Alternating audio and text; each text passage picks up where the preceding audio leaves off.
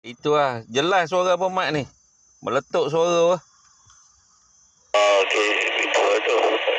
Clear ni dekat mana ni lokasi apa? Dekat projek ikan sangkar KRT pada Romia tu. Dekat chalet Terapung tu. Raja. Memang terang ni. Memang jelas betul. Awak guna apa?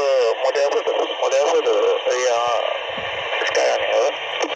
Radio yang kau repair tu lah. MB62 tu. Yang hari tu apa ni shock tu. Cantik. Suara pun jelas semua ni. Tak ada bising, tak ada apa ni. Memang jelas sangat ni apa?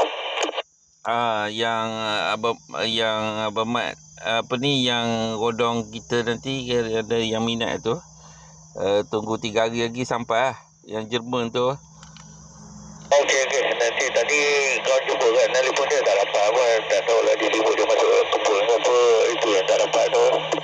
Roger. Itulah. Asal tu ya.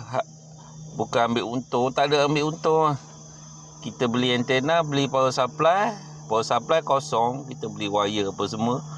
Bagi dia pakai kurang-kurang. Abang Mat ada rodong nak borok malam-malam lah. Betul.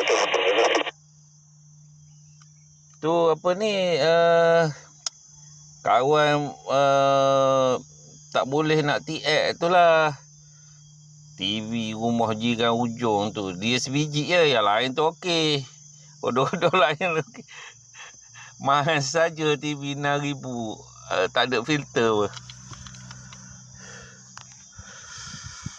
Yang payah gitu. Tapi lantak dia lah. Mana yang penting yang kita boleh bercakap tu. Roger. Oh ya, awal tetamu datang rumah Abang Mat apa?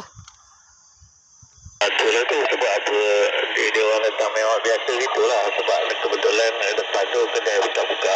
Geng-geng immigration pun datang jadi tu nak tanya khabar semua tadi. Nak bercerita lebih-lebih pun dia orang tak berani lah. Sebab dia tengok tetamu lain ada yang tak berkenaan. Dia nak bercakap pun tak boleh lah.